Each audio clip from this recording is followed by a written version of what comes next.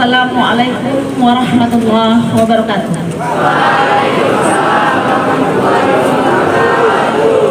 A'udzubillahi minasyaitonirrajim. Bismillahirrahmanirrahim. Ya ayyuhallazina amanu hal adullukum ala tijaratin tunjikum min adzabin alim. Tu'minuna billahi wa rasulihi wa tujahiduna fi sabilillah bi amwalikum wa anfusikum. Dzalikum khairul lakum in kuntum ta'lamun. Shadaqallahul adzim.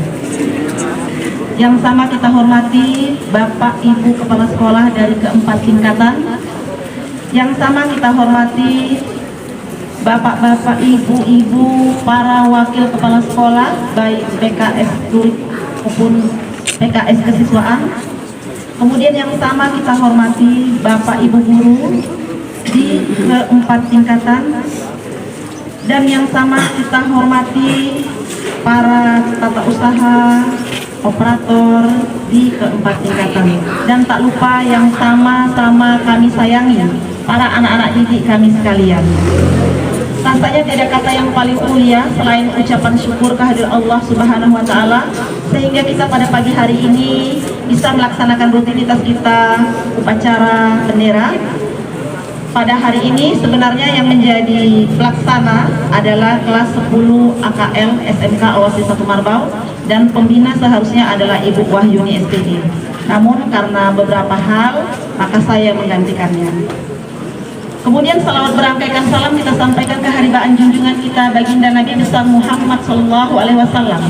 Mudah-mudahan kita yang termasuk umatnya yang mengikut ajarannya kelak akan mendapatkan syafaat beliau. Amin, amin ya robbal alamin. Baik, selamat pagi semuanya anak-anak kami. Bagaimana kabar di hari Senin? Apakah suasana minggu masih membawa pada hari Senin ini? Masih malas? Malas. Banyak PR? Banyak utang? Gimana rasanya? Stres ya? Iya. Apa itu stres? Apa itu stres? Stres, hampir gila gara-gara itu ya. Ternyata bukan karena cewek aja gila. Bikin pelajaran, PR di rumah, utang banyak, SPP ya kan? Iya, oke. Sebenarnya apa itu stres? Stres adalah kondisi reaksi tubuh terhadap tekanan. Jadi yang kamu alami ini namanya tekanan. Apakah bahaya? Bahaya ya. Apa bahayanya? Iya, banyak orang jalan-jalan di pinggir jalan, rambut tak tersisir, pakaian tak ada. Itu tanda-tanda akhir dari puncak sebuah stres. Gila. Namun Ananda, ketika kita memahami stres bisa bermakna positif, maka stres bisa menjadi penyemangat kita. Disinilah perlunya manajemen stres.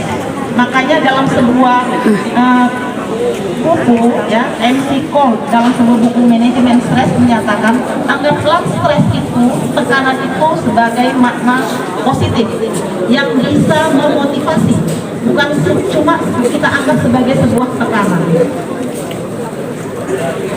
Baik, selamat pagi semua.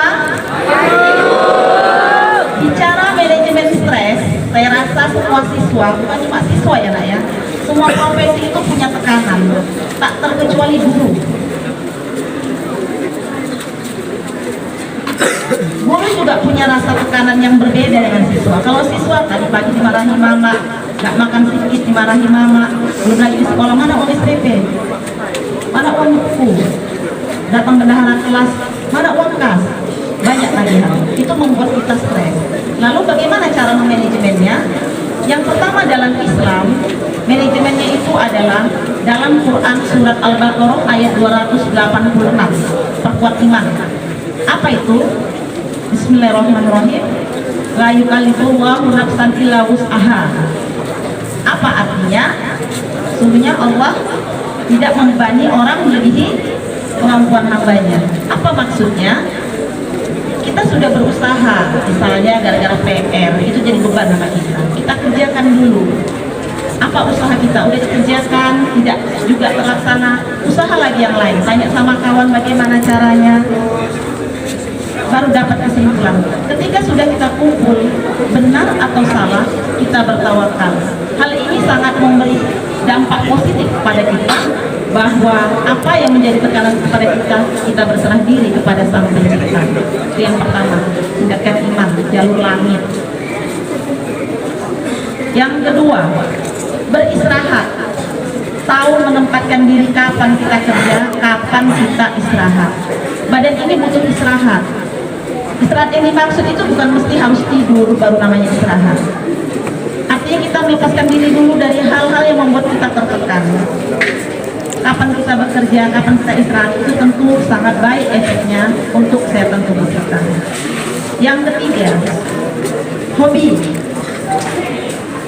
Hobi kita itu nggak harus seorang ahli, atlet baru namanya hobi. Hobi kita juga banyak macam-macam. Ada yang hobinya berolahraga, jangankan hobimu dengan artinya menanam bunga, kemudian menanam tanaman, bisa kamu jalankan hobimu itu. Jadi hobi ini bisa salah satu alternatif untuk mengurangi tekanan. Kemudian yang keempat, boleh cerita dengan teman. Nah, ananda kami sekalian, perkara teman ini kita disuruh memperhatikan benar-benar. Circle temanmu itu menentukan siapa dirinya. Ibaratnya, kalau kita bergaul dengan orang yang jual parfum, kita nggak pakai parfum, kita wangi nggak? Kita wangi, walaupun kita tidak memakai parfum. Begitu pula dengan ketika kita berdekatan dengan orang yang sedang buang angin. Pernah ya? Yang buang angin satu semua kebauan. Artinya apa? Kalau kita bergaul dengan orang yang melakukan hal-hal yang tidak baik, kita dekati, walaupun kita tidak berbuat, kita akan kena dampaknya. Kemudian untuk yang bercerita dengan teman tadi juga kita harus perhatikan, jangan sampai kita cerita tekanan kita, keluhan kita, awalnya masih jadi hobi, malah dengar cerita udah jadi kolak ceritanya. Gosip, jadi bahan gosip pula curhatan kita. Jadi memang harus hati-hati, selektif memilih jalur pertemanan. Kemudian yang berikutnya, yang terakhir adalah makan makanan yang sehat lah. Paling tidak kita penuhi kebutuhan jasmani kita. Jadi iman sudah dipenuhi melalui Quran surat Al-Baqarah ayat 286, sedangkan fisik dipenuhi dengan makanan yang sehat. Jadi kesimpulannya, anak-anak kami sekalian, mau jadi apa kalian nanti, itu tergantung nasib dan usahamu. Kalau sekarang ini usahamu ada belajar, tentu yang namanya manajemen stres itu perlu ya nak ya, agar kamu tidak menganggap tekanan itu sebagai sesuatu yang berlebihan sehingga dampaknya bisa menjadi hilang tua rasa. Tapi jadikanlah tekanan itu sebagai sumber motivasi kalian. Saya rasa demikian motivasi saya pada pagi hari ini. Terima kasih atas segala perhatian. Hidup kesepian tanpa kekasih, cukup sekian dan terima kasih. Assalamualaikum warahmatullahi wabarakatuh.